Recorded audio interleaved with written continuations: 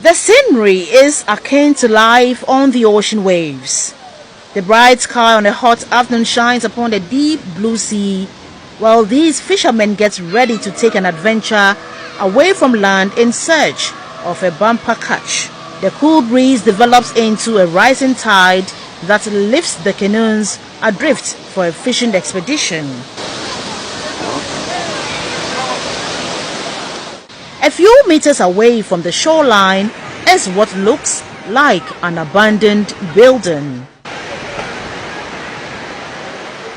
The fishing community of Prampram in the Greater Accra region is home to the ruins of Fort Vernon. A small English trading post, Fort Vernon was built in 1742. Fort Vernon was a military structure designed to facilitate the slave trade.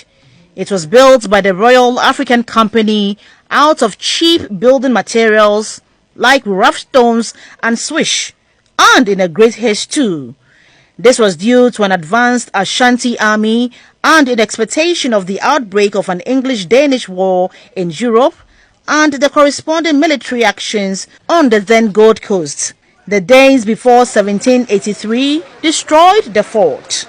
The British rebuilt it in 1806, but by 1811, parts of the building collapsed due to years of abandonment. However, the British reoccupied it in 1831, but then again abandoned it in 1844.